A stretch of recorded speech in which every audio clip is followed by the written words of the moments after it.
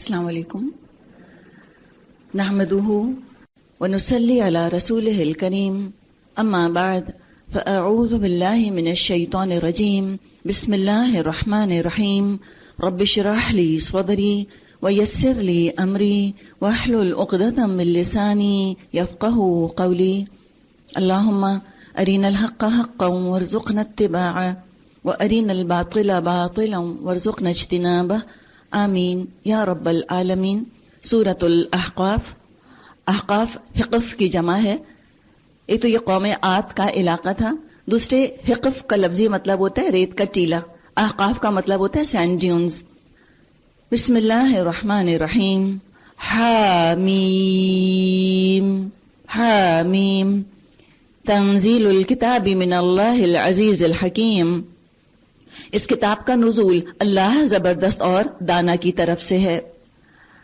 ہم نے زمین اور آسمانوں کو اور ان ساری چیزوں کو جو ان کے درمیان ہیں برحق اور ایک مدت خاص کے تعین کے ساتھ پیدا کیا ہے، لیکن یہ کافر لوگ اس حقیقت سے منہ موڑے ہوئے ہیں جس سے ان کو خبردار کیا گیا ہے۔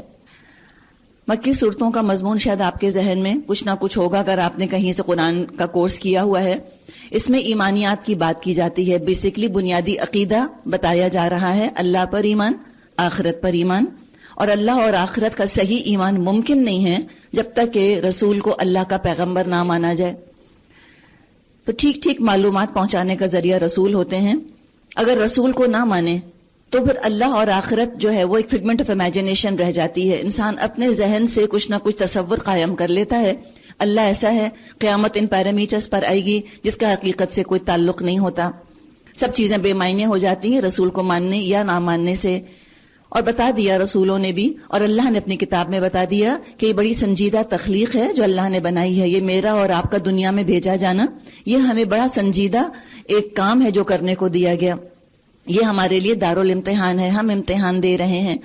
اب امیجن کر لیں ایگزامینیشن ہال کو کوئی اگر پکنک سپاٹ سمجھتا ہے تو کس قدر غیر سنجیدہ رویہ ہوگا اس کو۔ تو اپنے مقام کو اور اپنی یہاں آنے کی وجہ کو جو مان لیتے ہیں وہ سنجیدہ ہو جاتے ہیں، ان کی زندگی سنجیدہ ہو جاتی ہے، وہ معاشرہ سنجیدہ ہو جاتا ہے، اور جو نہیں مانتے ان کا طرز عمل مختلف ہے۔ تو رسول انذار کرنے آئے کہ تم اتنا ریلیکس کیوں ہو، تم اتنے کیئر فری کیوں ہو، تم سوچتے کیوں نہیں ہو کہ تم کتنی بڑی ذمہ داری نبھا رہے ہو یہاں پر اور تمہیں حساب دینا ہے اللہ کو۔ اور جب رسولوں نے یہ بات آ کر بتائی کہ تمہارا حساب ہوگا، تم امتحان دے رہے ہو، تو لوگ خفا ہو گئے کہ کیوں بتایا ہمیں کہ اللہ حساب لے گا، ناراض ہو گئے رسولوں سے، ان کی جان کے پیچھے پڑ گئے۔ قل ارأیتم ما تدعون من دون اللہ، اے نبی ان سے کہیے کبھی تم نے آنکھیں کھول کر دیکھا بھی ہے کہ وہ ہستیاں کیا ہیں جنہیں تم خدا کو چھوڑ کر پکارتے ہو؟ ذرا مجھے دکھاؤ تو صحیح، زمین میں انہوں نے کیا پیدا کیا ہے، یا آسمانوں کی تخلیق اور تدبیر میں ان کا کیا حصہ ہے؟ اس سے پہلے آئی ہوئی کوئی کتاب یا علم کا کوئی بقیہ ان عقائد کے ثبوت میں تمہارے پاس ہو تو وہی لے آؤ اگر تم سچے ہو۔ جو مختلف مذاہب ہیں، چاہے ہندوازم کو بھی آپ لے لیں، آپ نے اگر ڈاکٹر ذاکر نائک کی تقاریر سنی ہو تو وہ انہی کی کتابوں سے، اپنشد سے اور ویدوں سے وہ ثابت کر دیتے ہیں کہ بنیادی عقیدہ یہی ہے کہ اللہ ایک ہے، قیامت آئے گی، ایک آخری رسول آئیں گے، ان کی ماں کا بھی نام موجود ہے، سمانی ہوگا۔ سمانی جو ہے وہ ہندی زبان میں مطلب آمنہ کا سمجھیں کہ بالکل ہی ہم مطلب ہے۔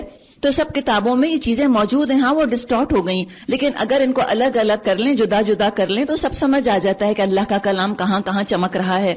بائبل اور تورات میں بھی ان کے اپنے اسکالرز کا کہنا ہے کہ آج بھی بائبل میں اللہ کا کلام ایسا نمایاں ہے، ویسے بقول ان کے، انہوں نے کہا کہ لائک ڈائمنڈز ان اے ڈنگ ہل، جیسے گائے کے گوبر میں ہیرا چمکتا ہو، یعنی گائے کا گوبر وہ ساری خرافات جو لوگوں نے اپنے ذہن سے شامل کر لی، اور اللہ کا کلام اس ہیرے کے مانند چمکتا ہے جو کہ اللہ نے بیان فرمائے، ابھی بھی ہے ان کتابوں میں بکھرا ہوا ہے، کہیں شرکی قطن کوئی دلیل نہیں، ایک ہی خدا کا تصور ہر جگہ دیا گیا، تصور نہیں بلکہ یقین۔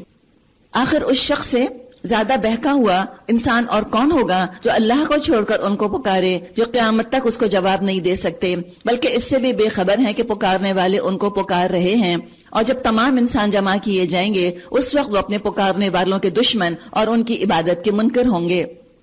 ان لوگوں کو جب ہماری صاف صاف آیات سنائی جاتی ہیں اور حق ان کے سامنے آ جاتا ہے تو یہ کافر لوگ اس کے متعلق کہتے ہیں یہ تو کھلا جادو ہے۔ کیا ان کا کہنا یہ ہے کہ رسول نے اس کو خود گھڑ لیا؟ قل ان افتریتہ فلا تملکون لی من اللہ شیئا، ان سے کہہ دیجئے اگر میں نے اسے خود گھڑ لیا ہے تو تم مجھ کو اللہ کی پکڑ سے کچھ بھی نہ بچا سکو گے۔ اب یہ باتیں آپ دیکھیے ہم بار بار پڑھ رہے ہیں، اور یہ آج تک بھی کہا جاتا ہے کہ محمد نے سمجھے ایک طرح سے ریسائیکل کر لیا ہے تورات کو اور انجیل کو۔ آج بھی کافر یہ بات کہتے ہیں، اور بار بار کہا گیا اچھا میں نے یہ کام کیا تو میں اللہ کو خود جواب دوں گا۔ شاید ہم کو اس کی اہمیت نہ سمجھ آئے کہ لو واٹس اے بگ ڈیل، یہ کیا بڑی بات ہے جو کہی جا رہی ہے۔ الفاظ کے پیچھے شخصیت کا وزن، اور اس شخصیت کی آواز میں اعتماد، اور اس کے چہرے پر یقین، یہ چیز ہے جو کہ ہمیں محسوس کرنی، کس یقین کے ساتھ، کس اعتماد کے ساتھ انہوں نے یہ بات کہی ہوگی کہ جس سے لوگوں پر امپیکٹ پڑا۔ ایک تو کہنے والا کون، جس کو کہ خود مانتے تھے کہ صادق اور امین، اس کی سچائی کی گواہی دیا کرتے تھے، اور وہ سچا جب قسم کھا کر بات کرے اور پورے یقین کے ساتھ بات کرے تو اس کی آنکھوں میں کیا ایمان ہوگا، اس کے چہرے پر کیا یقین ہوگا، اور اس کی آواز میں کس قدر عزم اور پختگی ہوگی۔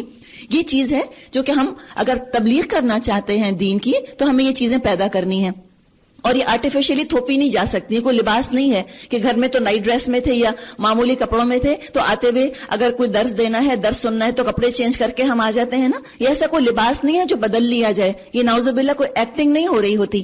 یہ تو ہو نہیں سکتا کہ بولنے والے، اگر آپ الحمدللہ تبلیغ کرنے نکل رہی ہیں، آپ کے اپنے اندر جو پختہ یقین ہوگا نا وہ بولے گا، فینسی الفاظ کی ضرورت نہیں ہے۔ وہ یقین خود جو ہے وہ بہت کافی ہوتا ہے حق کو واضح کر دینے کے لیے، میسج کنوے کر دینے کے لیے۔ کنونس کرنا تو میرا اور آپ کا کام ہی نہیں، اور کنورٹ کرنا اور میرے آپ کے بس میں ہی نہیں ہے، وہ تو سننے والے جانے اور ان کا خدا جانے اور ان کا اپنا عقیدہ اور ان کا اپنا عمل جانے۔ تو یہ یقین کے ساتھ بات کریں، خود انسان کے اندر جتنا پختہ یقین ہوگا وہی اس کی آواز اور لہجے میں انشاءاللہ تعالی اس کے ذریعے سے وہ ماحول میں سرائیت کرے گا۔ هو أعلم بما تفيضون فيه كفى به شهيدا بيني وبينكم وهو الغفور الرحيم۔ جو باتیں تم بناتے ہو اللہ ان کو خوب جانتا ہے، میرے اور تمہارے درمیان وہی گواہی دینے کے لیے کافی ہے، اور وہ بڑا درگزر کرنے والا اور رحیم ہے۔ ان سے کہیے میں کوئی نرالا رسول تو نہیں ہوں، میں نہیں جانتا کل تمہارے ساتھ کیا ہونا ہے اور میرے ساتھ کیا۔ میں تو صرف اس وحی کی پیروی کرتا ہوں جو میرے پاس بھیجی جاتی ہے، اور ایک صاف صاف خبردار کر دینے والے کے سوا اور کچھ نہیں ہوں۔ اے نبی ان سے کہیے کیا کبھی تم نے سوچا اگر یہ کلام اللہ ہی کی طرف سے ہوا اور تم نے اس کو ماننے سے انکار کر دیا تو تمہارا کیا انجام ہوگا؟ اور اس جیسے ایک کلام پر تو بنی اسرائیل کا ایک گواہ شہادت بھی دے چکا ہے، وہ ایمان لے آیا اور تم اپنے گھمنڈ میں پڑے رہے۔ ان اللہ لا یہدی القوم الظالمین، ایسے ظالموں کو اللہ ہدایت نہیں دیتا۔ یعنی وہ ظالم کون؟ جو قرآن پہ یہ ظلم کر رہے ہیں، قرآن کو وہ مقام نہیں دیتے اپنی زندگی میں جو دینا چاہیے، قرآن کو قرآن کا وہ حق نہیں دیتے جو ان کو قرآن کو دینا چاہیے، تو ظالم ہی تو ہیں، قرآن کے بھی تو رائٹس ہیں۔ وقال الذين كفروا للذين آمنوا لو كان خيرا ما سبقونا إليه، جن لوگوں نے ماننے سے انکار کر دیا ہے وہ ایمان لانے والوں کے متعلق کہتے ہیں اگر اس کتاب کو مان لینا کوئی اچھا کام ہوتا تو یہ لوگ اس معاملے میں ہم سے سبقت نہ لے جا سکتے تھے۔ یعنی کہنا ان کا یہ تھا کہ یہ جو گرے پڑے لوگ ہیں، یہ مصعب، یہ جو بلال ہیں یا یہ خباب ہیں، یہ غلام اور یہ تھرڈ کلاس نعوذ باللہ طبقہ اور یہ ہمارے غلام، یہ کیسے ایمان لا رہے ہیں؟ ہم پڑھے لکھے، ہم پیسے والے، ہم عقل مند، اگر یہ صحیح بات ہوتی ہم ایمان لاتے۔ انہوں نے کرائٹیرین یہ بنا لیا اس کو کہ اس کے پاس دولت ہے وہی سب سے زیادہ عقل مند ہے، اور آج تک یہ غلط فہمی انسانوں میں پائی جاتی ہے۔ دوسری بات یہ کہ اگر ایمان لانے سے دولت میں اضافہ ہو گیا ہوتا بلال کی یا خباب کی یا عمار کی تو یہ ضرور مان لیتے۔ مسئلہ سارا کیا ہے کہ معبود کا ایشو ہے، معبود چونکہ دولت ہے، او مائٹی ڈالر، اس وجہ سے ایشو بنتا ہے کہ پیسے کے سارے چکر ہیں کہ پیسہ ملتا ہے تو ٹھیک ہے، اگر نہیں یا کوئی مشکل آتی ہے تو ہم اس خدا کو نہ مانیں گے تم جس کی طرف بلا رہے ہو۔ وَإِذْ لَمْ يَهْتَدُوا بِهِ فَسَيَقُولُونَ هَذَا إِفْكٌ قَدِيمٌ، چونکہ انہوں نے اس سے ہدایت نہ پائی اس لیے اب یہ ضرور کہیں گے یہ تو پرانا جھوٹ ہے۔ پرانا جھوٹ کیوں کہا؟ اس لیے کہ آدم علیہ السلام سے یہی بات چلی آ رہی ہے، نیا جھوٹ تو کہہ نہیں سکتے تھے کہ محمد نے پہلی دفعہ یہ باتیں کہی ہیں صلی اللہ علیہ وسلم۔ وَمِن قَبْلِهِ كِتَابُ مُوسَى إِمَامًا وَرَحْمَةً، حالانکہ اس سے پہلے موسیٰ علیہ السلام کی کتاب رہنما اور رحمت بن کر آ چکی ہے، اور یہ کتاب اس کی تصدیق کرنے والی لساناً عربیہ، زبان عربی میں آئی ہے تاکہ ظالموں کو متنبہ کر دے اور نیک روش اختیار کرنے والوں کو بشارت دے دے۔ یقیناً جن لوگوں نے کہہ دیا کہ اللہ ہی ہمارا رب ہے اور پھر اس پر جم گئے، ان کے لیے نہ خوف ہے اور نہ وہ غمگین ہوں گے۔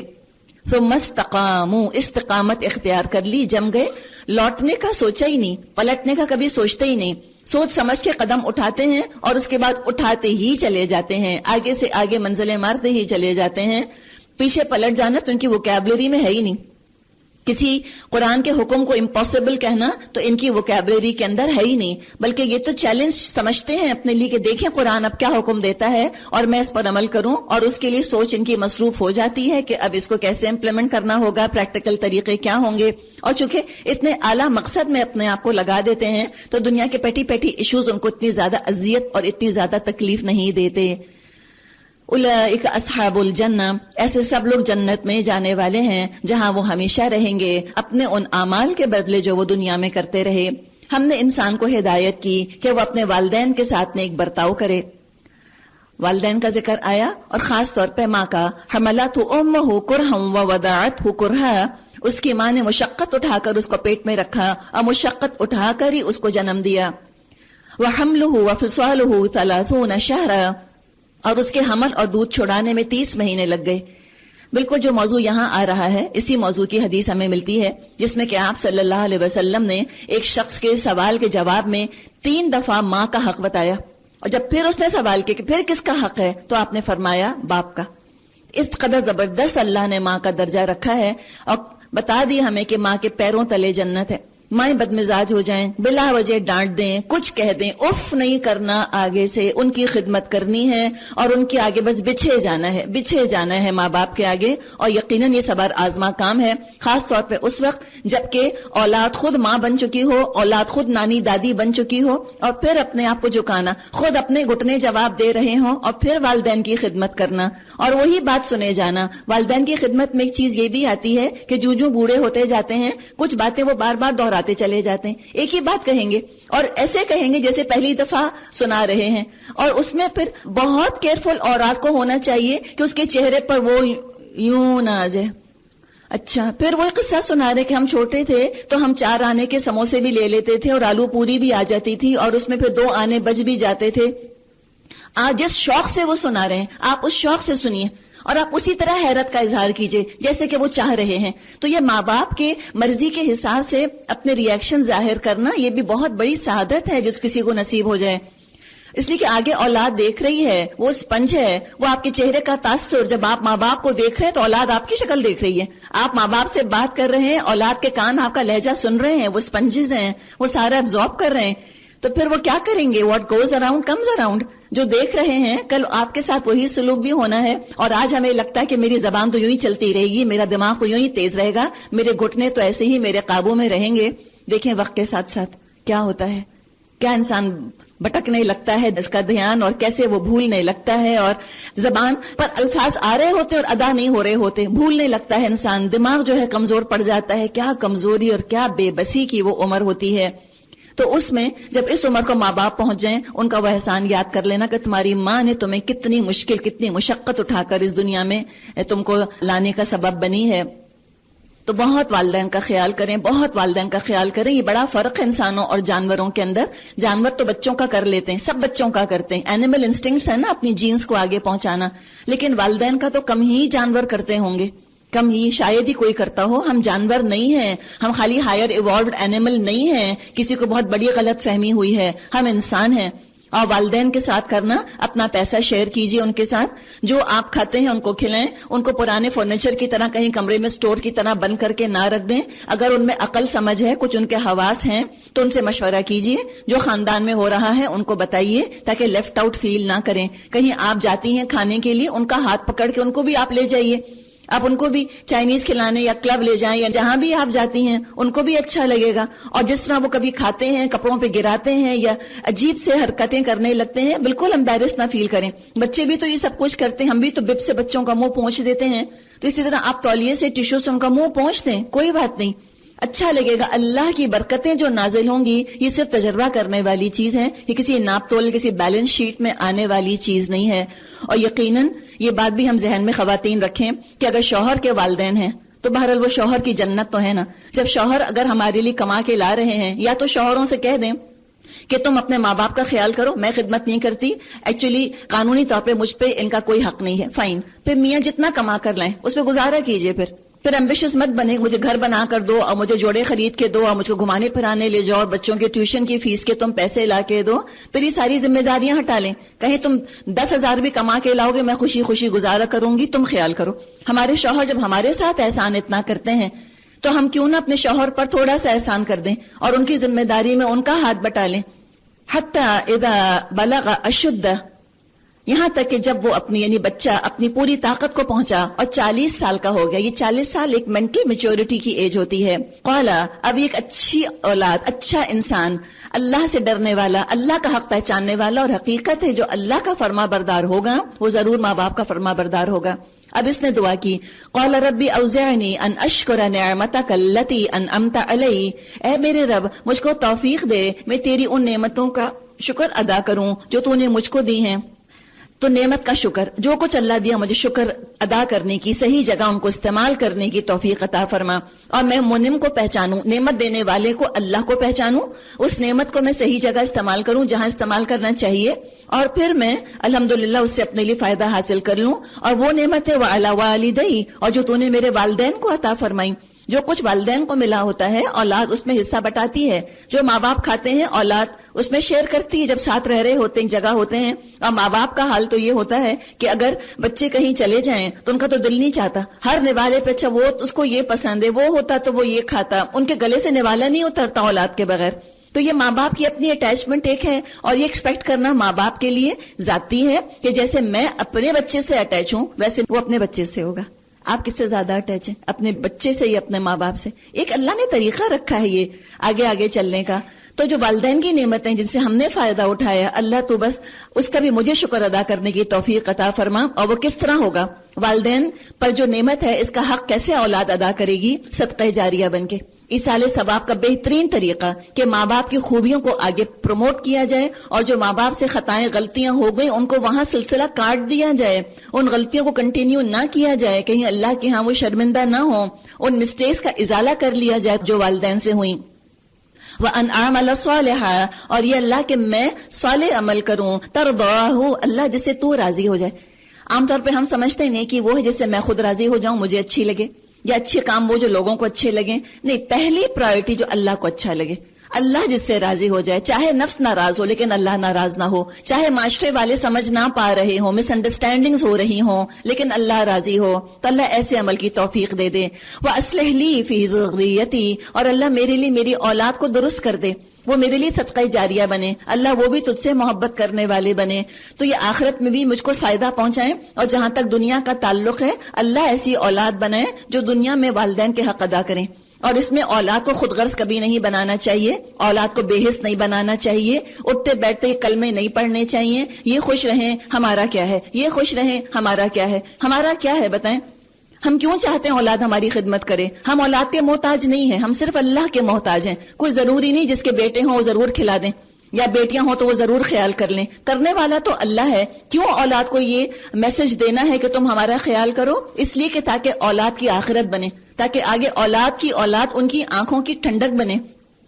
اولاد کے فائدے کے لیے, ان کی زندگی کی برکت کے لیے ضروری ہے ان کو احساس دلایا جائے کہ تم کو اپنے والدین کا خیال کرنا ہے, سٹل طریقے سے, ان دا فیس نہیں. اور وہ طریقہ کیا ہوگا؟ اپنے والدین کی خدمت کر کے, لیڈ بائی ایگزامپل.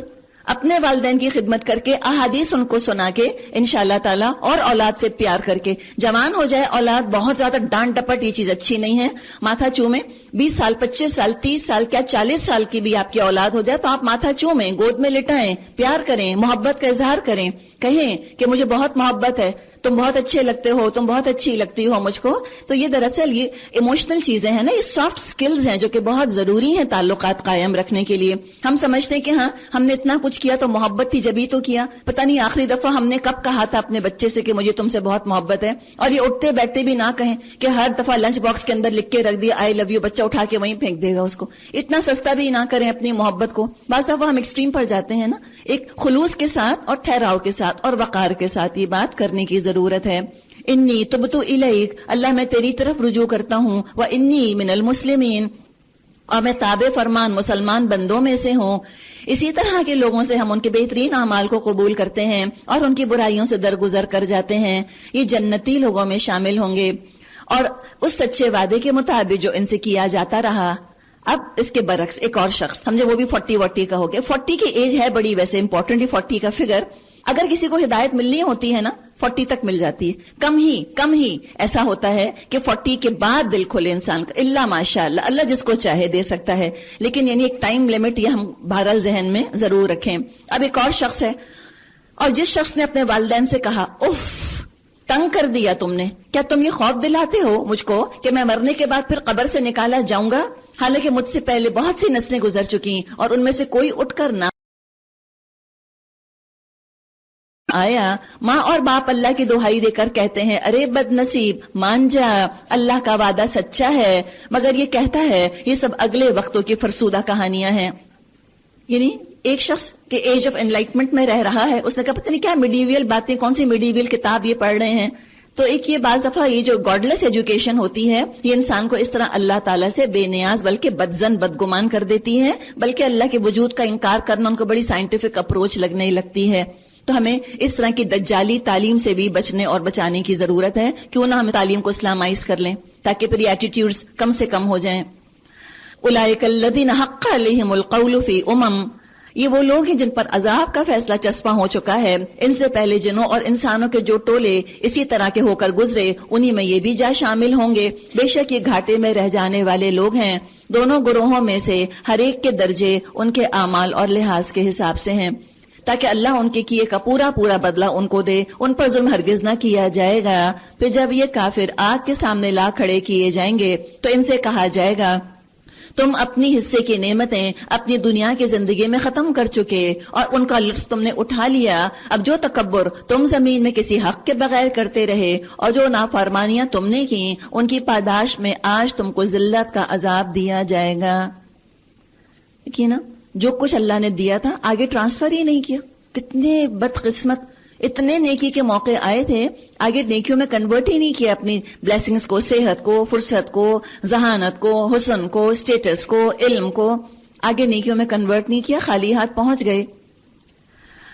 وَاذْكُرْ أَخَا عَادٍ، اور ذرا ان کو عاد کے بھائی ہود علیہ السلام کا قصہ سناؤ جب اس نے احقاف میں اپنی قوم کو خبردار کیا تھا، اور ایسے خبردار کرنے والے اس سے پہلے بھی گزر چکے تھے اور اس کے بعد بھی آتے رہے کہ اللہ کے سوا کسی کی بندگی نہ کرو، مجھے تمہارے حق میں ایک بڑے ہولناک دن کے عذاب کا اندیشہ ہے. انہوں نے کہا کیا تو اس لیے آیا ہے کہ ہمیں بہتا کر ہمارے معبودوں سے برگشتہ کر دے؟ اچھا تو لے اپنا وہ عذاب جس سے کہ تو ہم کو ڈراتا ہے، اگر تو واقعی سچا ہے. اس نے کہا اس کا علم تو اللہ کو ہے، میں صرف وہ پیغام تمہیں پہنچا رہا ہوں جس کو دے کر میں بھیجا گیا ہوں، مگر میں دیکھ رہا ہوں تم لوگ جہالت برت رہے ہو. قومن تجہلون، جاہل ہو. تو قرآن الٹریٹ بھی کون ہوتا ہے؟ سوچ لیں ذرا، کتنی بڑی بڑی ڈگریز کیوں نہ ہو، پی ایچ ڈی کیوں نہ ہو، لیکن اگر قرآن نہیں جانتا تو بہت بڑا الٹریٹ ہے. کہ اس الٹریسی کو دور کرنا ایک ہیومن کاز نہیں ہے، ہیومن ریلیشن شپ کے لیے اچھا نہیں ہے، کیا فلنتھراپسٹ کاز نہیں ہے؟ خود ذرا سوچیں. مگر پھر جب انہوں نے اس عذاب کو اپنی وادیوں کی طرف آتا دیکھا تو کہنے لگے یہ بادل ہے جو ہم کو سیراب کر دے گا. نہیں، بلکہ یہ وہی چیز ہے جس کے لیے تم جلدی مچا رہے تھے. یہ ہوا کا طوفان ہے جس میں دردناک عذاب چلا آ رہا ہے، اپنے رب کے حکم سے ہر چیز کو تباہ کر ڈالے گا. آخر کار ان کا حال یہ ہوا کہ ان کے رہنے کی جگہوں کے سوا وہاں کچھ نظر نہ آتا تھا. کذالک نجزی القوم المجرمین، اسی طرح ہم مجرموں کو بدلہ دیا کرتے ہیں. ہوا کا عذاب تو ہم خوب سمجھ سکتے ہیں، ٹورنیڈوز دیکھیں، اب وہ ٹوسٹرز جن کو کہتے ہیں، کیا بلا ہوتے ہیں، وہ کیا تباہیاں مچاتے ہیں. تو اللہ جانتا ہے کس قسم کا ہوا کا عذاب ان پر آیا. وَلَقَدْ مَكَّنَّاهُمْ فِي مَا مَكَّنَّاكُمْ فِيهِ، ان کو ہم نے وہ کچھ دیا تھا جو تم لوگوں کو نہیں دیا.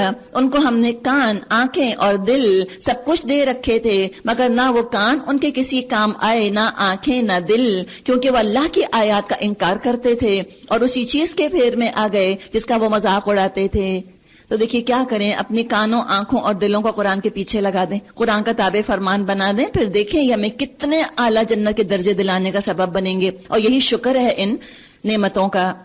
تمہارے گرد و پیش کے علاقوں میں بہت سی بستیوں کو ہم ہلاک کر چکے ہیں. ہم نے اپنی آیات بھیج کر بار بار طرح طرح سے ان کو سمجھایا شاید کہ وہ باز آئیں. پھر کیوں نہ ان ہستیوں نے ان کی مدد کی جنہیں اللہ کو چھوڑ کر انہوں نے تقرب الی اللہ کا ذریعہ سمجھتے ہوئے معبود بنا لیا تھا، بلکہ وہ تو ان سے کھوئے گئے، اور یہ تھا ان کے جھوٹ اور ان بناوٹی عقیدوں کا انجام جو انہوں نے گھڑ رکھے تھے. اب جو آگے مضمون ہے اس میں کچھ جنوں کی طرف جو دعوت دی اسلام کی اس کا ذکر آ رہا ہے. آپ صلی اللہ علیہ وسلم انسانوں اور جنوں سب کی طرف اللہ کے رسول بنا کر بھیجے گئے تھے، اور وہ واقعہ بھی قابل ذکر ہے. وَصَرَفْنَا إِلَيْكَ نَفَرًا مِّنَ الْجِنِّ يَسْتَمِعُونَ الْقُرْآنَ فَلَمَّا حَضَرُوهُ قَالُوا أَنصِتُوا فَلَمَّا قُضِيَ وَلَّوْا إِلَىٰ قَوْمِهِمْ مُنذِرِينَ. جب ہم جنوں کے ایک گروہ کو تمہاری طرف لے آئے تھے تاکہ وہ قرآن سنیں، جب وہ اس جگہ پہنچے جہاں آپ قرآن پڑھ رہے تھے، انہوں نے آپس میں کہا خاموش ہو جاؤ. یعنی جو سمجھنے کے لیے سننا چاہتا ہے وہ خاموشی کے ساتھ سنے گا. پھر جب وہ پڑھا جا چکا وہ خبردار کرنے والے بن کر اپنی قوم کی طرف پلٹے. انہوں نے جا کر کہا اے ہماری قوم کے لوگوں، ہم نے ایک کتاب سنی ہے جو موسیٰ کے بعد نازل کی گئی ہے، تصدیق کرنے والی ہے اپنے سے پہلے آئی ہوئی کتابوں کی، رہنمائی کرتی ہے حق اور راہ راست کی. اے ہماری قوم کے لوگوں، اللہ کی طرف بلانے والی کی دعوت قبول کر لو اور اس پر ایمان لے آؤ.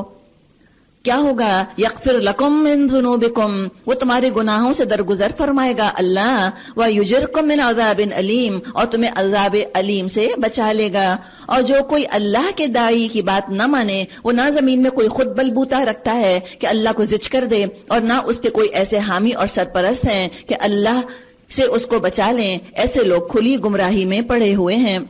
کیا ان لوگوں کو سجھائی نہ دیتا تھا کہ جس اللہ نے یہ زمین اور آسمان پیدا کیے ہیں اور ان کو بناتے ہوئے جو نہ تھکا، وہ ضرور اس پر قادر ہے کہ مردوں کو جلا اٹھائے یعنی زندہ کر دے؟ کیوں نہیں، یقیناً وہ ہر چیز کی قدرت رکھتا ہے. جس روز یہ کافر آگ کے سامنے لائے جائیں گے اس وقت ان سے پوچھا جائے گا الیس ھذا بالحق، کیا یہ حق نہیں ہے؟ جب دنیا میں کہتے تھے تو ٹھٹے مارا کرتے تھے، کہتے تھے کوئی آخرت نہیں ہے، کوئی کمپیوٹرز جو ہیں وہ کوئی حساب نہیں دیتے کسی کو، انسان کو بھی مرنے کے بعد کوئی حساب نہیں دینا. اب پوچھا جائے گا بتاؤ یہ حق ہے کہ نہیں؟ سب سمجھ آ جائے گا. قالوا بلا، کہیں گے کیوں نہیں. وربنا، قسم ہمارے رب کی. اللہ فرمائے گا اچھا تو اب عذاب کا مزہ چکھو اپنے اس انکار کی پاداش میں جو تم کرتے رہے. بس اے نبی صلی اللہ علیہ وسلم، فاصبر، صبر کیجئے، کما صبر اولو العزم من الرسل، جس طرح اولو العزم رسولوں نے صبر کیا. یعنی ہمت والے اور ول پاور والے لوگوں نے جیسے صبر کیا، رسولوں نے آپ بھی صبر کیجئے. تو ہم بھی انشاءاللہ یہی کریں گے، ہم ارادہ کریں صبر کا. ولا تستعجل لهم، اور ان کے معاملے میں جلدی نہ کیجئے. جس روز یہ لوگ اس چیز کو دیکھ لیں گے جس کا انہیں خوف دلایا جا رہا ہے، تو انہیں معلوم ہو جائے گا کہ جیسے دنیا میں دن کی ایک گھڑی بھر سے زیادہ نہیں رہے. بلاغ، بات پہنچا دی گئی، اللہ نے تو حجت پوری کر دی. کوئی قرآن سننے والا کہہ نہیں سکتا مجھے پتا نہیں تھا. فَهَلْ يُهْلَكُ إِلَّا الْقَوْمُ الْفَاسِقُونَ، کیا نافرمان لوگوں کے سوا کوئی اور ہلاک ہوگا؟ ہم کہیں اللہ میں نافرمان نہیں ہوں، اللہ مجھ کو نافرمان نہیں بننا، اب تک مجھے پتا نہیں تھا، مجھے ابھی تک جو ایشو ہے اس کی گریوٹی کا احساس نہیں تھا. اب تک شاید ہم سمجھتے رہے کہ ابھی میں بہت ینگ ہوں، یا شاید میں بہت بوڑھی ہو چکی. یا بعض دفعہ جب انسان قرآن نہیں پڑھتا تو جو آدھے پونے عمل کر رہا ہوتا ہے اس کے بارے میں اس کو لگتا ہے سبھی کچھ تو کر رہے ہیں. یہ فیل ہوتا تھا نا کہ کیا نہیں کر رہے، سبھی تو کر رہے ہیں. خاندان کو دیکھ رہے ہیں، بھئی 5 وقت نماز بھی پڑھ ہی لیتے ہیں، چلو فجر قضا ہو جاتی ہے تو کیا ہوا، قضا تو پڑھ ہی لیتی ہوں. ہاں جو لوگوں کے اندر خرابیاں ہیں میں اس کا ذکر ہی تو کر لیتی ہوں، ان کے بھلائی تو چاہتی ہوں. جو بیٹھ کے میں اپنی امی بہنوں سے بیٹھ کے سسرال کی برائیاں کر رہی ہوں تو دل ہلکا کر رہی ہوں، کبھی احساس بھی نہ ہوا. میں اپنی بات نہیں کر رہی، جنرل بتا رہی ہوں آپ کو کہ لوگ اس طرح سوچ لیتے ہیں کہ بھئی ہم یوں کر لیتے ہیں، کون سی بڑی چیز ہے. اور کسی کا مذاق اڑائے تو ہاں کیوں کہ پہنے ایسے کپڑے اس نے، ظاہر ہے مذاق اڑائیں گے، اس کو پتا چلے گا اس کا مذاق اڑ رہا ہے تو آئندہ نہیں کرے گی. ہم تو اصلاح چاہتے ہیں، ہم تو لوگوں کا کریکشن چاہتے ہیں. تو پتہ ہی نہ تھا، جب روشنی نہ ہو تو اندھیرے میں تو رسی اور سانپ میں کیا فرق لگتا ہے. اب جب قرآن کا نور چمکا تو سمجھ آ گیا کہ او اتنے بڑے بڑے گناہ ہو رہے تھے جن کا احساس بھی نہ تھا، پتہ بھی نہیں تھا کہ گناہ ہے. اتنی بڑی نعمت ہے اللہ تعالیٰ نے جنزار ہمیں کر دیا. سورت محمد، بسم اللہ الرحمن الرحیم. الذین کفروا وصدوا عن سبیل اللہ اضل اعمالہم. جن لوگوں نے کفر کیا اور اللہ کے راستے سے روکا، اللہ نے ان کے اعمال رائیگاں کر دیے، اللہ نے ان کے اعمال ضائع کر دیے۔ اور جو لوگ ایمان لائے اور جنہوں نے نیک عمل کیے اور اس چیز کو مان لیا جو محمد صلی اللہ علیہ وسلم پر نازل ہوئی ہے اور ہے سراسر حق ان کے رب کی طرف سے، اللہ نے ان کی برائیاں ان سے دور کر دی اور ان کا حال درست کر دیا۔ یہ اس لیے کہ کفر کرنے والوں نے باطل کی پیروی کی اور ایمان لانے والوں نے اس حق کی پیروی کی جو ان کے رب کی طرف سے آیا ہے۔ کذالک یضرب اللہ للناس امثالہم، اسی طرح اللہ لوگوں کو ان کی ٹھیک ٹھیک حیثیت بتائے دیتا ہے۔ بس جب ان کافروں سے تمہاری مڈ بھیڑ ہو تو پہلا کام گردنیں مارنا ہے، یہاں تک کہ جب تم ان کو اچھی طرح کچل دو تب قیدیوں کو مضبوط باندھو، اس کے بعد تمہیں اختیار ہے احسان کرو یا فدیے کا معاملہ کرو، حتی تضع الحرب اوزارہا، یہاں تک کہ لڑائی اپنے ہتھیار ڈال دے۔ سورہ محمد کا دوسرا نام سورہ قتال بھی ہے، اس میں جنگ کے بھی کچھ ہمیں احکامات مل رہے ہیں۔ یہ جو بات یہاں فرمائی ہے یہ وہی بات ہے جو ہر کمانڈر ان چیف اپنی فوج کو میدان جنگ میں بھیجتے ہوئے اور جنگ کے آغاز میں ان کو ہدایات اور نصیحتیں اور احکامات دیتا ہے کہ فیصلہ کن جنگ ہونی چاہیے، اچھی طرح دشمن کو کچل دو تاکہ مسلسل پھر وہ جنگوں کا سلسلہ چلتا نہ رہے۔ ڈسیسو وار ہونی چاہیے، بہت ساری بیٹلز ہوں گی اور اگر ہاف ہارٹڈ جنگ ہوگی تو دشمن کی نہ طاقت پوری طرح ختم ہوگی اور نہ وہ طاقتور رہے گا، تو وہ سلسلہ جو ہے وہ چلتا چلا جائے گا۔ تو سانپ کو زخمی کر کے چھوڑنے کا کیا فائدہ؟ زخمی شیر، زخمی سانپ تو بہت خطرناک ہوتا ہے۔ تو ایک دفعہ ختم کرو، کچلو۔ تو یہ میدان جنگ کے بارے میں احکامات دیے جا رہے ہیں۔ ڈسیسو وار کا فائدہ یہ ہوگا کہ بعد میں پھر جو پرزنرز آف وار ہوں گے ان کو پھر فدیہ لے کر چھوڑا بھی جا سکے گا، ان کا رینسم بھی ہو سکے گا۔ لیکن میدان جنگ میں جب ڈسیسو وار ابھی ہو رہی ہے تو بہتر ہے کہ ان کو ختم کر دیا جائے، ان کو پرزنرز آف وار نہ بنایا جائے۔ دولت کے لیے جنگ نہیں ہوتی، مال غنیمت کے لیے مسلمان جنگ نہیں کرتے، اللہ کا کلمہ بلند کرنے کے لیے دراصل، انصاف کرنے کے لیے دراصل جنگ کی جاتی ہے۔ اور پھر کیا ہو کہ اس جنگوں کا سلسلہ پہ ختم ہی ہو جائے۔ Having war in order to have peace, یہ تو ضروری ہے، اور جنگ تو ختم ہو نہیں سکتی جب تک ظلم ختم نہیں ہوگا۔ یہ تو دونوں چیزیں ساتھ ساتھ ہیں۔ تو کہا کہ تم ڈسیسو وار فیئر کی کوشش کرو، ایک فیصلہ کن جنگ جو ہے اس کا اہتمام کرو۔ ذالک، یہ کام تمہارے کرنے کا ہے۔ اللہ چاہتا تو خود ہی ان سے نمٹ لیتا، مگر یہ طریقہ اس نے اس لیے اختیار کیا ہے تاکہ تم لوگوں کو ایک دوسرے کے ذریعے سے آزمائے، اور جو لوگ اللہ کی راہ میں مارے جائیں گے اللہ ان کے اعمال کو ہرگز ضائع نہ کرے گا۔ سَيَهْدِيهِمْ وَيُصْلِحُ بَالَهُمْ، وہ ان کی رہنمائی فرمائے گا اور ان کا حال درست کر دے گا۔ وَيُدْخِلُهُمُ الْجَنَّةَ عَرَّفَهَا لَهُمْ، اور ان کو اس جنت میں داخل کرے گا جس سے ان کو واقف کرا چکا ہے۔ کہاں واقف کرایا؟ اس قرآن میں اور احادیث میں۔ تو بڑا شہیدوں کا مرتبہ ہے، کافر کچھ بھی کہیں شہیدوں کو، کتنا بھی ہنسے وہ 70 حوروں کے ذکر پر، جو اتنا ہنستا ہے 70 حوروں کے ذکر پر، تو اس کو اللہ کیوں دے؟ اللہ کیوں دے اس کو جنت کی نہیں؟ جو جنت کو پہ ہنستا ہے، مزے کا خیز لگتی ہے، بہت فنی، تو اللہ کیوں دے اس کو؟ اب ہم سے کہا گیا یا ایھا الذین آمنو، اے لوگو جو ایمان لائے ہو، ان تنصروا اللہ، اگر تم اللہ کی مدد کرو گے، ینصرکم، وہ تمہاری مدد کرے گا۔ اللہ تمہاری مدد کرے گا دشمن کے مقابلے میں، طنز اور تحقیر کے مقابلے میں۔ تماشا تمہارا بن رہا ہے، ہنس رہے ہیں لوگ، اللہ مدد کرے گا۔ کیسے مدد کرے گا؟ کیا اللہ کوئی آسمان سے عذاب بھیج دے گا؟ کیا اللہ تعالیٰ میدان صاف کر دے گا کہ تمہارے دشمنوں کی زبانوں پہ فالج گر جائے گا؟ نہیں، کیا ہوگا؟ وَيُثَبِّتْ أَقْدَامَكُمْ، اللہ تمہارے قدم جما دے گا۔ کبھی تم کو ڈاؤٹس نہیں آئیں گے اپنے دین کے بارے میں، کبھی سیکنڈ تھاٹس نہیں آئیں گی، کروں نہیں کروں، چلوں نہ چلوں، ایکسٹریم تو نہیں ہو گئی، خامخواہ شروع کر دیا میں نے، او مائی گاڈ کیوں میں نے اسٹیپ لے لیا؟ نہیں، کبھی تم کو یہ خیال نہ آئے گا کہ میں لوٹ جاؤں یا پلٹ جاؤں، یا یہ کیوں ہم سے کہا گیا، یہ تو ضروری نہیں تھا، یہ کیوں ہم کر رہے ہیں، یہ تو نفل تھا، وغیرہ وغیرہ، جو شیطان فرائض کے بارے میں بھی بعض دفعہ دماغوں میں خیالات ڈالتا ہے، یہ نہیں آئے گا۔ اور یہ اتنی تکلیف دہ کیفیت ہے، عمل کرنا اور شک میں پڑے رہنا، لا یموت فیہا ولا یحیا والی کیفیت ہے، نہ زندہ رہتے ہیں نہ مرتے ہیں، نہ نیکی کر کے چین اور نہ گناہ کر کے چین، گناہ کرتے ہیں تو ضمیر کی چبن اور نیکی کرتے ہیں تو شکوک اور شبہات۔ تو بہت اچھا ہے ایک طرف انسان ہو جائے، 100% لائلٹی اسلام کے ساتھ کر لے، بس اسلام تیرا تو میں تیری، اسلام ڈوبا میں ڈوبی، ٹھیک ہے، اسلام کا مذاق اڑ رہا ہے میرا بھی اڑے۔ یہ تو برداشت نہیں کر سکتا انسان کہ اسلام کا مذاق اڑ رہا ہے اور ہم اپنی جان لے کر ایک کونے میں بیٹھے رہیں اور مدد کو اٹھے ہی نہ، نہیں۔ تو یہ انسان کا دل ٹک جاتا ہے کہ جس مقصد کے لیے زندگی کو میں نے لگا دیا ہے اٹ از ورتھ لیونگ، یہی میری زندگی ہے. بلکہ مقصد کیا ہے؟ وہ مقصد خود زندگی بن جائے انسان کا. اللہ ایسے دل کے اندر پہاڑوں جیسا ایمان راسخ کر دیتا ہے. دل کے اندر فائبر گوشے گوشے میں ایمان جو ہے وہ جذب ہو جاتا ہے. پورا دل صبغت اللہ کے اندر رنگ جاتا ہے. اللہ آ جاتا ہے ایک دفعہ دل کے اندر. کبھی سیکنڈ تھاٹس نہیں آتی کہ یہ کیا تو میں نے غلط کیا، نیور. ہاں غلطیوں پر غلطیوں کا احساس ہونا چاہیے، نیکیوں کو غلطی سمجھنا نہیں. تو یہ کون تھامتا ہے؟ دنیا والے تھوڑی، اللہ. والذین کفروا فتعسل لهم واضل اعمالهم، رہے وہ لوگ جنہوں نے کفر کیا ہے تو ان کے لیے ہلاکت ہے، اور اللہ نے ان کے اعمال کو بھٹکا دیا کیونکہ انہوں نے اس چیز کو ناپسند کیا ہے جسے اللہ نے نازل کیا، لہٰذا اللہ نے ان کے اعمال ضائع کر دیے. کیا وہ زمین میں چلے پھرے نہ تھے کہ ان لوگوں کا انجام دیکھتے جو ان سے پہلے گزر چکے ہیں؟ اللہ نے ان کا سب کچھ ان پر الٹ دیا، اور ایسے ہی نتائج ان کافروں کے لیے مقدر ہیں. ذالک، یہ بات، بأن اللہ مولا الذین آمنوا، اس لیے کہ اللہ مولا ہے، اللہ دوست ہے، سرپرست ہے، ولی ہے، مددگار ہے، غمخوار ہے. کس کا؟ الذین آمنوا، ایمان والوں کا. اور یہ کب محسوس ہوتا ہے؟ جب مشکلات آتی ہیں. کوئی آپ کا ساتھ نہ دے تو قدم کیوں نہیں ڈگمگائے آپ کے؟ اس لیے کہ اللہ نے یقیناً آپ کے دل پہ ہاتھ رکھا تھا. اللہ دل میں تھا نا، اور فرشتے نازل ہوتے ہیں. اللہ تخافوا ولا تحزنوا، غم مت کرو، پریشان مت ہو. اللہ ولی ہے ایمان والوں کا. وَأَنَّ الْكَافِرِينَ لَا مَوْلَىٰ لَهُمْ، اور کافر کا کوئی حامی اور ناصر نہیں ہے.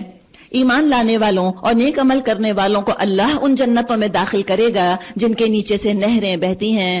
اور کفر کرنے والے یتمتعون، وہ تو بس فائدہ اٹھا رہے ہیں. وَيَأْكُلُونَ، اور بس کھا پی رہے ہیں. کیسے؟ کما تاکل الانعام، جیسے جانور کھاتے ہیں. چلیں جانور تو یہاں کھا پی کے ختم ہی ہو جائیں گے نا، ان کا حساب کتاب تو کم سے کم اللہ کے ہاں ہو کر جنت دوزخ کے فیصلے تو نہیں ہونے. یہ تو کیا ہے؟ رہ رہے ہیں جانوروں کی طرح، حساب دیں گے انسانوں کی طرح. وَالنَّارُ مَثْوًى لَهُمْ، اور ٹھکانہ ان کا آگ ہے. روٹی کپڑا اور مکان، بس اسی چکر کے اندر زندگیاں گزر گئیں. سمجھے اسی لیے پیدا ہوئے تھے؟ نہیں. اے نبی، کتنی ہی بستیاں ایسی گزر چکی ہیں جو تمہاری اس بستی سے بہت زیادہ زور آور تھیں جس نے تم کو نکال دیا ہے. انہیں ہم نے اس طرح ہلاک کیا، کوئی ان کا بچانے والا نہ تھا. بھلا ایسا کہیں ہو سکتا ہے جو اپنے رب کی طرف سے ایک صریح اور واضح ہدایت پر ہو وہ ان لوگوں کی طرح ہو جائے جن کے لیے ان کا برا عمل خوشنما بنا دیا گیا اور وہ اپنی خواہشات کے پیرو بن گئے. مثل الجنہ، مثال جنت کی، یعنی تم کیا سمجھو گے؟ تو چلو ذرا اگزامپل سے سمجھو، ذرا سملیرٹی سے سمجھو تم. وہ جنت التی وعد المتقون، جس کا وعدہ کیا گیا ہے متقی لوگوں سے، گاڈ کانشیس لوگوں سے. اور حقیقت ہی گاڈ کانشیس وہ مائکرو مائنورٹی ہے. زیادہ تر سیلف کانشیس یا کیمرہ کانشیس یا مرر کانشیس یا پیپل کانشیس ہیں. متقین اللہ سے ڈرنے والے، اللہ کے بارے میں کانشیس، یہ اصل کانفیڈنٹ لوگ جو نیکی کرتے ہوئے نہ گھبراتے نہ شرماتے، جو نیکیوں کو سجاتے اور گناہوں پر شرماتے ہیں. کیا ہے ان کے لیے؟ فیہا، ان کے لیے انہارن، نہریں ہیں، من ماء، پانی کی، غیر آسن، نتھرا ہوا پانی. ہم کہیں آج سے 50 سال پہلے یہ ہوتا ہے شاید پانی کی اتنی کوالٹیز ہمیں پتہ نہیں تھی. اب ایک بوٹلڈ واٹر ہے، ایک ٹیپ واٹر ہے، کتنا فرق ہے. اور بوٹل واٹر میں بھی کتنا فرق ہے. اور یہ تو H2O سے مل کے بنتا ہے، وہ پانی ایسے گیسز سے مل کے نہ بنا ہوگا. کیا پانی ہوگا، کیا پانی ہوگا. اللہ ہمیں پلائے. پیاس لگ رہی ہو تو زیادہ احساس ہوتا ہے نا. وَأَنْهَارٌ، اور نہریں، من لبن، دودھ کی، لم يتغیر طعمو، جس کا کہ مزہ ہی نہیں بدلا. ذرا ٹیسٹ تو محسوس کریں. دودھ، اور کتنی چیزیں دودھ سے بنتی ہیں. اب بچوں کو دودھ پسند نہیں ہوتا، کہتے ہیں ہائی دودھ کی نہریں. نہیں تو آپ ان کو بتائیں نہیں، آئس کریم، ملک شیکس اور چاکلیٹس ہوں گی اس کے اندر، چاکلیٹ کے پہاڑ ہوں گے اس میں بنے ہوئے، اور آئس کریم کی نہریں بہ رہی ہوں گی. اور جہاں سے تم چاہو اپنے لیے جو چاہو تم بسکٹس اٹھا لو وہاں سے، اور جو سنڈیز لے لو، اور جو وہ کیا میک فلری تم لے لو، اور جو تمہارا جی چاہے. سب دودھ سے تو بننے والی چیزیں ہیں. لم یتغیر طعمو، جن کا کہ مزہ ہی نہ بدلے گا. وانہارون، اور نہریں. اس نہر سے تصور کیا ہے؟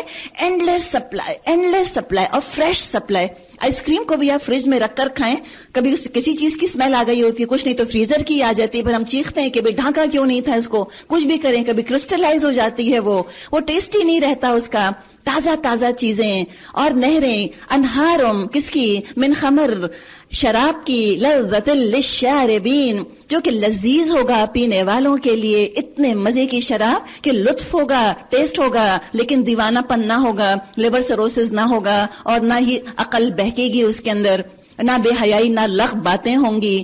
وَأَنْهَارٌ، اور نہریں، من عسل، شہد کی، مصفہ، صاف ستھرا، کوئی اس میں مکھیوں کی ٹانگیں نہیں ہیں اور چھتے کے حصے نہیں ہیں، اس کے اندر صاف ستھرا اور کسی مکھی کے پیٹ سے نکلا ہوا نہیں ہے.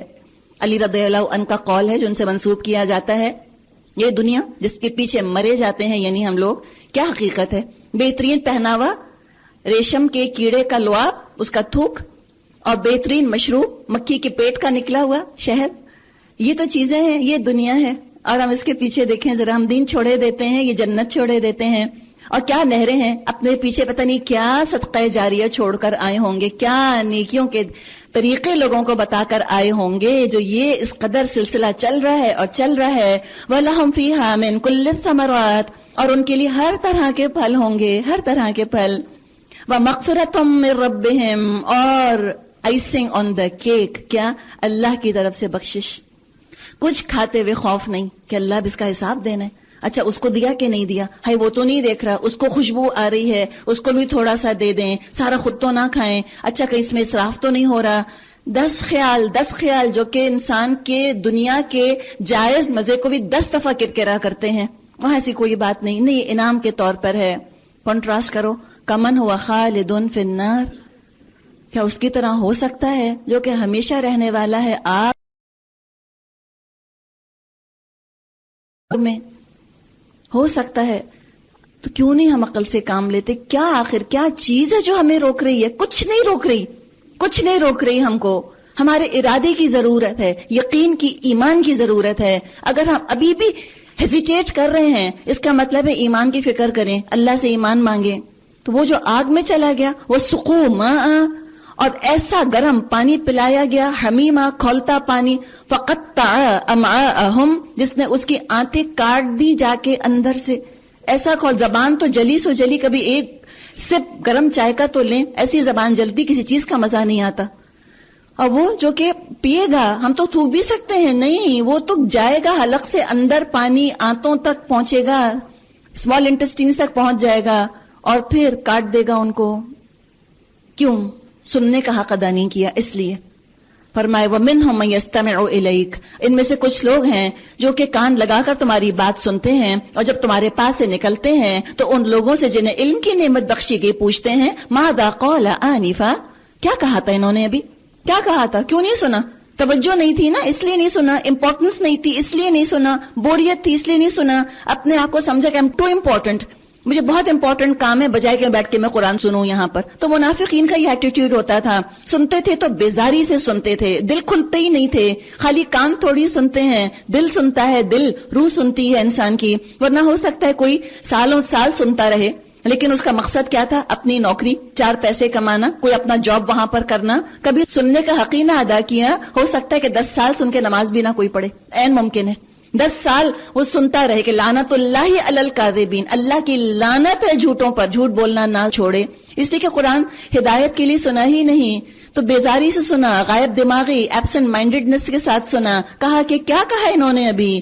اللہ کیا کہتا ہے؟ اولئک الذین طبع اللہ علی قلوبہم واتبعوا اہواءہم، یہ وہ لوگ ہیں جن کے دلوں پہ اللہ نے ٹھپا لگا دیا اور یہ اپنی خواہشات کے پیرو بنے ہوئے ہیں. رہے وہ لوگ جنہوں نے ہدایت پائی، اللہ ان کو اور زیادہ ہدایت دیتا ہے اور انہیں ان کے حصے کا تقوی عطا فرماتا ہے. اب کیا یہ لوگ بس قیامت ہی کے منتظر ہیں کہ وہ اچانک ان پر آ جائے؟ اور اس کی علامات تو آ چکی ہیں. جب وہ خود آ جائے گی تو ان کے لیے نصیحت قبول کرنے کا کون سا موقع رہ جائے گا؟ بس اے نبی خوب جان لیجئے، اللہ کے سوا کوئی عبادت کے مستحق نہیں. اور معافی مانگو اپنے قصور کے لیے بھی، اور مومن مردوں اور عورتوں کے لیے بھی. اللہ تمہاری سرگرمیوں کو خوب جانتا ہے اور وہ تمہارے ٹھکانے سے واقف ہے. جو لوگ ایمان لائے ہیں وہ کہہ رہے ہیں کوئی صورت کیوں نہیں نازل کی جاتی جس میں جنگ کا حکم دیا جائے؟ مگر جب ایک محکم صورت نازل کر دی گئی جس میں جنگ کا ذکر تھا، تم نے دیکھا کہ جن کے دلوں میں بیماری تھی وہ تمہاری طرف اس طرح دیکھ رہے ہیں جیسے کسی پر موت چھا گئی ہو. افسوس ان کے حال پر. طاعت وقول معروف، ان کی زبان پر ہے اطاعت کا اقرار اور اچھی اچھی باتیں، باتیں تو بہت کرتے تھے، گفتار کے غازی لیکن کردار کے نہیں. باتیں کروا لو کہ ہائے میں مدینے میں مر جاؤں، ہائے میں نبی اکرم صلی اللہ علیہ وسلم پر صدقے واری، ہائے بس مجھے مل جائے تو میں تو یوں کر لوں. اور جب کہا جائے کہ ذرا سنت پہ عمل کر لو، ہائے یہ تو نہیں ہو سکتا، یہ تو بڑا مشکل ہے. تو کہا کہ اتنا بولنے کے بجائے اطاعت کرتے تو بہت اچھا ہوتا. فَإِذَا عَزَمَ الْأَمْرُ، مگر جب یہ قطعی حکم دے دیا گیا یعنی قتال کا، تو اس وقت وہ اللہ سے اگر اپنے عہد میں سچے نکلتے تو ان کے لیے اچھا تھا. اب کیا تم لوگوں سے اس کے سوا کوئی اور توقع کی جا سکتی ہے کہ اگر تم الٹے منہ پھر گئے تو زمین میں فساد برپا کرو گے اور آپس میں ایک دوسرے کے گلے کاٹو گے؟ یہ لوگ ہیں جن پر اللہ نے لعنت کی اور ان کو اندھا اور بہرا بنا دیا. افلا یتدبرون القرآن، تو کیا یہ قرآن پر تدبر نہیں کرتے؟ دیکھیں تدبر جو ہے نا، یہ سننے سے آگے کا سٹیج ہے. تدبر کا حق ہو کب سکتا ہے؟ وقت لگانا بہت امپورٹنٹ، کوالٹی ٹائم. چلتے پھرتے قرآن سننا، کھانا پکا رہی ہیں، ڈرائیونگ کر رہی ہیں، ویری گڈ، الحمدللہ الحمدللہ، بہت اچھا ہے. لیکن تھوڑا ٹائم ہم کو نکالنا ہوگا. ایک بھی آیت، اس کی تدبر کا طریقہ کیا ہوگا؟ آپ رینڈم کوئی آیت اٹھا لیں. قرآن تو پورے کا پورا شفا ہے نا. کوئی آیت آپ اٹھا لیں. چلیں آپ کو ابھی تو نہیں آتی نا، عربی سمجھ نہیں آتی، ڈزنٹ میٹر، جس زبان میں آپ کمفرٹیبل ہیں، انگلش میں، اردو میں، واٹ ایور، آپ اس قرآن کی آیت کو صحیح تلفظ سے پہلے تو پڑھیے. ہر مخرج درست ہو، فا کا درست ہو، دال کا درست ہو، قاف کا درست ہو، عین کا درست ہو. اونچی آواز میں اس کو آپ پڑھیے اچھی طرح، یا آپ سن لیجئے قاری سے، اس کو دہرا لیجئے. ابھی تجوید کا کورس تو نہیں کیا آپ نے، ڈزنٹ میٹر. تو ایک ایک حرف کو اس کا پہلے حق دے دیجئے، اس کا پھر آپ ٹرانسلیشن پڑھ لیجئے اور پھر اس کو اپنی زندگی سے ریلیٹ کیجئے اور آپ دیکھیے کہ کیا کہہ رہی ہے آیت آپ سے، اور اس کی تفسیر پڑھیے کہ مفسرین نے اس کے لیے کیا لکھا ہے. کوئی حدیث اس کے متعلق آپ صلی اللہ علیہ وسلم سے آپ نے اس کو کس طرح سمجھا اور سمجھایا. اسپیشل ریفرنس ٹو کانٹیکسٹ اس کا کیا تھا اور جنرل ریفرنس ٹو کانٹیکسٹ کیا ہے. جب نازل ہوئی تو کیسے عمل ہوا اور آج ہم اس کو اپنی زندگی میں کیسے سجا سکتے ہیں، اپنی زندگیوں کو ہم کیسے سنوار سکتے ہیں. یہ تدبر ہے. عمل کیسے ہوگا، ابھی پریکٹس میں کیسے آئے گی اور آگے لوگوں تک کیسے پہنچایا جائے گا اس کو. تو یہ ہے تدبر، اور یہ انشاءاللہ بہت ہی انشاءاللہ آپ کو فائدہ دے گا. وہ کہتے ہیں نا جو لان کو پانی وانی دیتے ہیں کہ آپ ایک تو چھڑکاؤ کر دیتے ہیں لان کے اوپر، وہ بھی اچھا ہے، لیکن پھر کہتے ہیں کبھی کبھی کہیں کہیں گہرا پانی دیں، اندر تک سوکھ کر جائے، جڑوں سے اندر وہ چلا جائے، وہ بہت زیادہ فائدہ مند ہوتا ہے. تو سوکھ کریں اپنے آپ کو قرآن کے اندر بیٹھ کے، بالکل اپنے آپ کو ڈبا دیں اس کے اندر. پھر آپ دیکھیں کہ انشاءاللہ تعالیٰ کیا تر و تازگی آپ کو محسوس ہوگی اور پوائنٹ آف ویو ہی کچھ اور لگے گا. جب آپ اس کیفیت سے باہر نکل کر آئیں گی تو شاور سے نکل کر آتا ہے نا انسان، فریشنس کا احساس ہوتا ہے، تازگی کا احساس ہوتا ہے. نئے نئے راستے کھولیں گے عمل کے اور علم کے اللہ نے چاہا. تو ان کو چاہیے قرآن پہ تدبر کریں. ام علی قلوب اقفالها، کیا ان کے دلوں پہ تالے پڑ گئے؟ اب جن کے دل ہی بند ہو جاتے ہیں انہی کا دل نہیں چاہتا کہ ہم قرآن کو سمجھ کر اس پر عمل کریں. ان الذين ارتدوا على ادبارهم من بعد ما تبين لهم الهدى الشيطان سول لهم واملى لهم. حقیقت یہ ہے جو لوگ ہدایت واضح ہونے کے بعد پھر اس سے پھر گئے، ان کے لیے شیطان نے ان کی روش کو سہل بنا دیا اور جھوٹی توقعات کا سلسلہ ان کے لیے دراز کر رکھا ہے. ارتداد کا ذکر ہے، آگے آئے تھے، بڑھے تھے، پھر بیک سٹیپ کر گئے، بیک فٹ پہ چلے گئے، ریٹریٹ کر گئے. اس میں کیا ہوتا ہے؟ گلٹ، کہ میں آگے بڑھ کر پیچھے ہٹ گئی یا ہٹ گیا. گلٹ میں کب تک رہیں گے؟ پھر بہانے بناتے ہیں، وہ مجھ کو بلڈ پریشر ہو گیا ہے نا، مجھ کو شوگر ہو گئی ہے، مجھ کو سانس ہو گیا ہے، وہ میاں نہیں کرنے دے رہے، بہت خفا ہو گئے تھے. وہ دراصل یہ تھا، مجھ کو امریکہ جانا تھا تو اب میں کیا کرتی ہے، مجھ کو یہ اور یہ تو کرنا تھا. اب ایکسکیوزز بننی شروع ہوتی ہیں. اب بہانے بھی کب تک؟ اس کے بعد کیا ہوتا ہے؟ جو لوگ کر رہے ہوتے ہیں ان کے خلاف ریزنٹمنٹ آتا ہے. یہ ایکسٹریمسٹ ہو گئے ہیں، انہوں نے خواہ بار کو اتنا ریز کر دیا، انہوں نے خواہ چیزوں کو اتنا بھاری اور مشکل کر دیا، ان کو درست کرنے کی ضرورت ہے. اب کیا کرتے ہیں کہ دم کٹی بلی، چاہتے ہیں دوسروں کے بھی دم کٹ جائے. وہ چاہتے ہیں جو آگے بڑھ گئے ہیں ان کو بھی پیچھے سے پکڑ کے گھسیٹ لیں، پیچھے تم بھی پیچھے آؤ، سب پیچھے ہو جائیں، سب بیٹھ جائیں تو کوئی نمایاں ہی نہ ہو بیٹھنے والا، پیچھے ہٹنے والا نمایاں ہی نہ ہو. یہ ہوتا ہے. اور اس کے بعد برائی کے فائدے بتاتے ہیں کہ دیکھو اس طرح کرو گے اسلام تو دنیا میں پھیلے گا نہیں. یہ ریجیڈیٹی کی وجہ سے، ایکسٹریمزم کی وجہ سے اسلام نہیں پھیل رہا. تم ہلکا پھلکا عمل کرو، تم ذرا ان کی بھی سوچو، ان کو بھی دیکھو اور قرآن کو دیکھو، پھر ایک ملغوبہ بناؤ.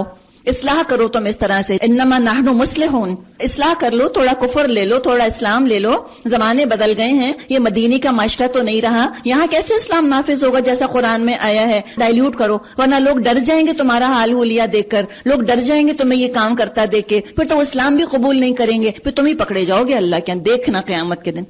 دیکھا آپ نے گمراہی کہاں سے کہاں پہنچتی ہے، یہ ہے شیطان نے سجا دی کہ ہم جو اتنا لڑکھڑاتا کمزور آدھا پونا عمل کر رہے ہیں، we are doing a great service to Islam, اور یہ لوگ جو کہ اتنا پکا عمل کر رہے ہیں قرآن پہ، they are doing a great disservice to اسلام۔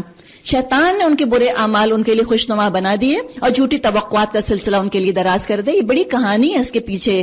منافق ایک دن میں منافق نہیں بنتا، it's a whole process, gradually بنتا ہے، درجہ بدرجہ، اسٹیپ بائی اسٹیپ۔ ذلك بأنهم قالوا للذين كرهوا ما نزل الله سنطيعكم في بعض الأمر، اسی لیے یہ ہوا، یہ کیوں ہوا ان کا یہ معاملہ، انہوں نے اللہ کی نازل کردہ دین کو ناپسند کرنے والوں سے کہہ دیا۔ کون ہے اللہ کے دین کو ناپسند کرنے والے؟ آپ کو پتا ہے کیا کہا ان سے؟ بعض معاملات میں ہم تمہاری بات مانیں گے، ہم ایسے فینیٹک تھوڑی ہیں کہ ہم بس ہر چیز جو ہے وہ قرآن اور سنت، قرآن اور سنت، ہم ایسے بے وقوف تھوڑی ہیں، ہم سفہا تھوڑی ہیں کہ ہم اس طرح انؤمن کما آمن السفہاء، کہ ہم ایسے ایمان لائیں جیسے بے وقوف ایمان لاتے ہیں۔ تو یہ کہا کرتے تھے منافق، ابو بکر، عمر، عثمان، علی کی طرح ایمان لے کر ہم آئیں، ہم بے وقوف لگتے ہیں تم کو؟ جی نہیں، ہم تو 2 کشتیوں کے مسافر ہوں گے، ہم تو بڑے سمجھدار ہیں، ہم دین اور دنیا ساتھ لے کے چلیں گے۔ مطلب کیا ہے کہ اگر دنیا کا نقصان ہوگا ہم فٹ دین چھوڑ دیں گے، امیجیٹ دین چھوڑ دیں گے۔ تو ہم کہا کہ ہاں کچھ چیزوں میں تو ہم تمہاری ہی بات مانیں گے، واللہ یعلم اسرارہم، اللہ ان کی خفیہ باتیں خوب جانتا ہے۔ اس وقت کیا حال ہوگا جب فرشتے ان کی روحیں قبض کریں گے اور ان کے منہ اور پیٹھوں پر مارتے ہوئے ان کو لے جائیں گے۔ اسی لیے ہوگا کہ انہوں نے اس طریقے کی پیروی کی جو اللہ کو ناراض کرنے والا تھا۔ وَكَرِهُ رِضْوَانَهُ فَأَحْبَطَ أَعْمَالَهُمْ، اور انہوں نے اللہ کی رضا کا راستہ اختیار کرنا پسند نہ کیا، اس بنا پر اللہ نے ان کے سب اعمال ضائع کر دی۔ یہ حبط اعمال اتنی خطرناک چیز ہے، یہ بالکل استغفار کا اپوزٹ ہے، اور یہ آج کمپیوٹر کی ایج میں تو بڑی آسانی سے میں اور آپ سمجھ سکتے ہیں۔ آپ نے گھنٹوں گھنٹوں گھنٹوں بیٹھ کے کوئی کام کرا، کوئی ایڈیٹنگ کری، کچھ آپ نے لکھا، بعض دفعہ ڈیلیٹ ہو جاتا ہے سب۔ کتنا ٹائم لگتا ہے ڈیلیٹ ہونے میں؟ گھنٹوں کی محنت ہوتی ہے، اور ڈیلیٹ ہونے میں، غائب ہونے میں سیکنڈ لگتا ہے لٹرلی۔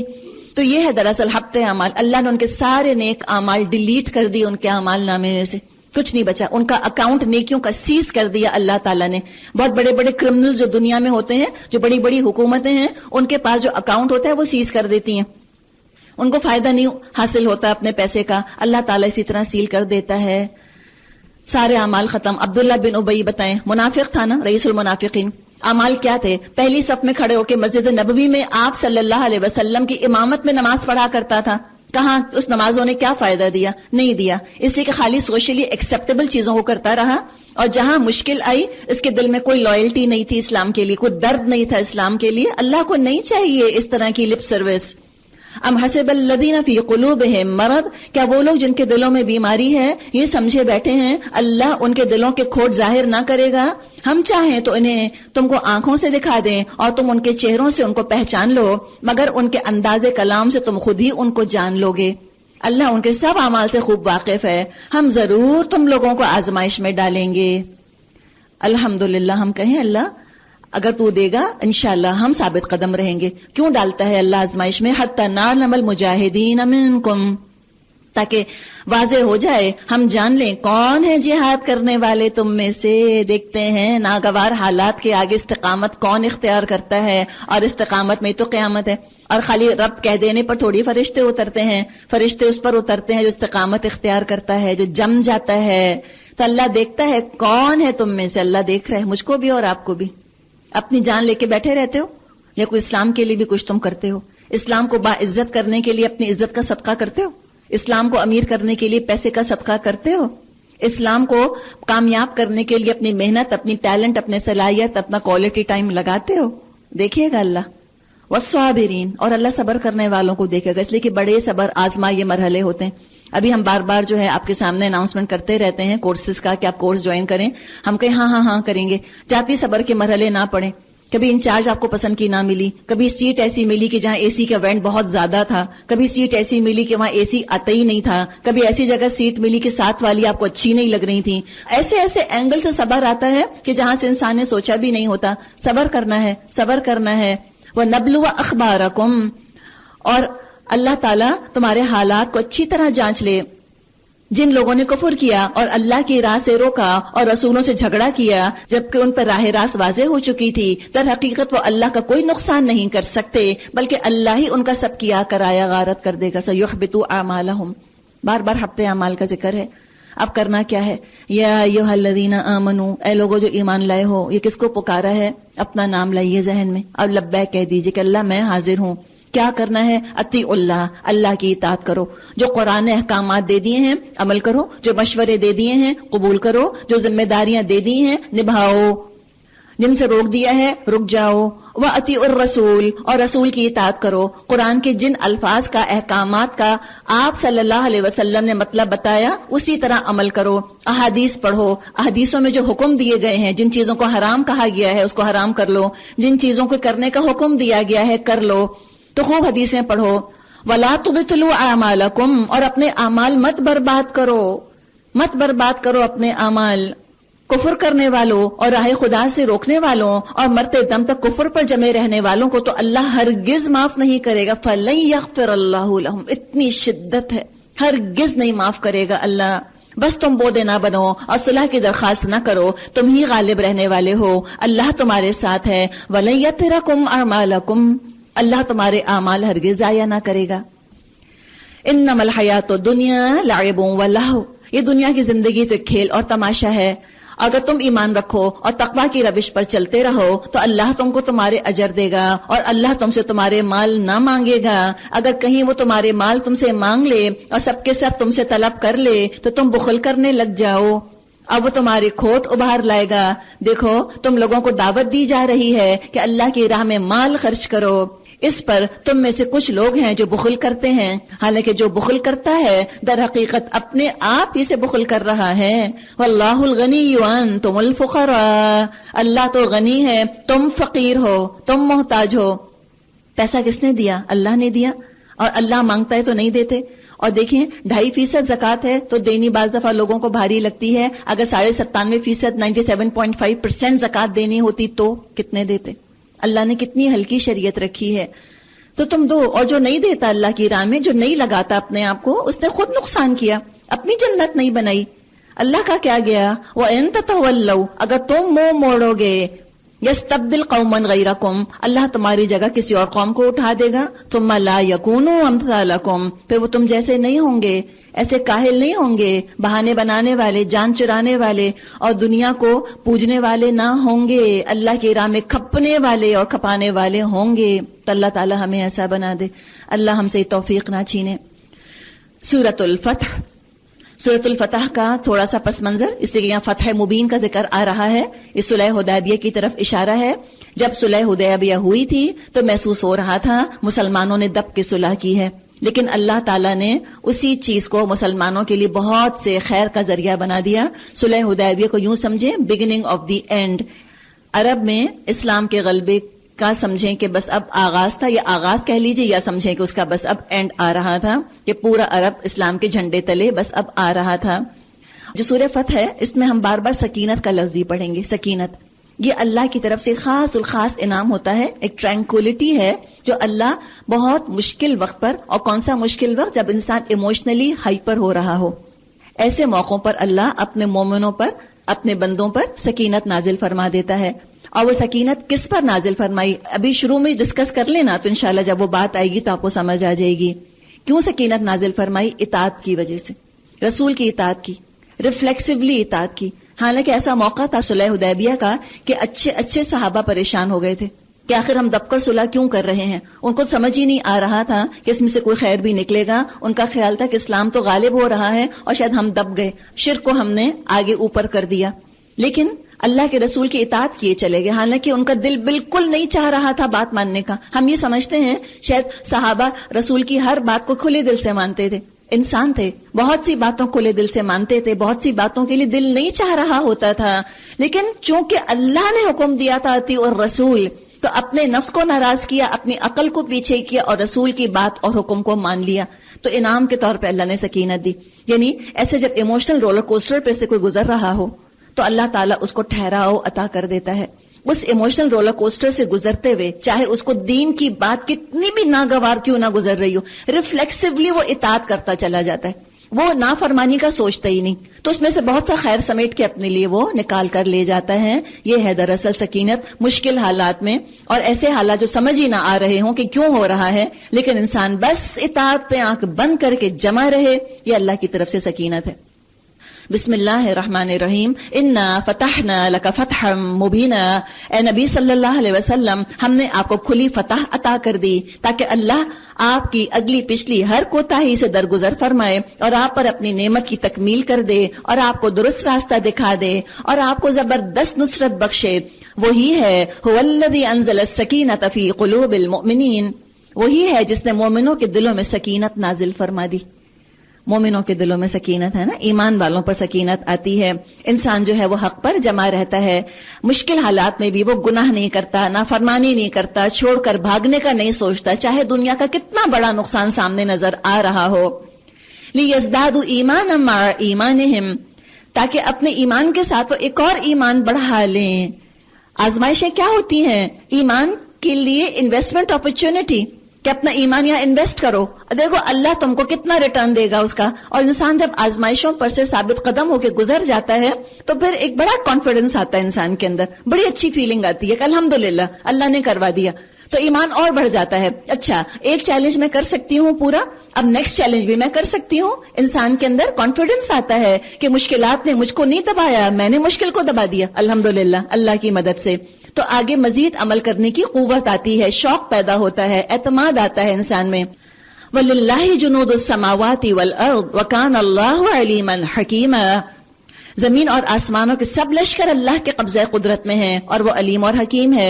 یہ کام اس نے اس لیے کیا لِيُدْخِلَ الْمُؤْمِنِينَ وَالْمُؤْمِنَاتِ، تاکہ مومن مردوں اور عورتوں کو ہمیشہ رہنے کے لیے ایسی جنتوں میں داخل فرما دے جن کے نیچے سے نہریں بہ رہی ہیں. وَيُكَفِّرَ عَنْهُمْ سَيِّئَاتِهِمْ، اور ان کی برائیاں ان سے دور کر دے. وَكَانَ ذَلِكَ عِندَ اللَّهِ فَوْزًا عَظِيمًا، اللہ کے نزدیک یہی بڑی کامیابی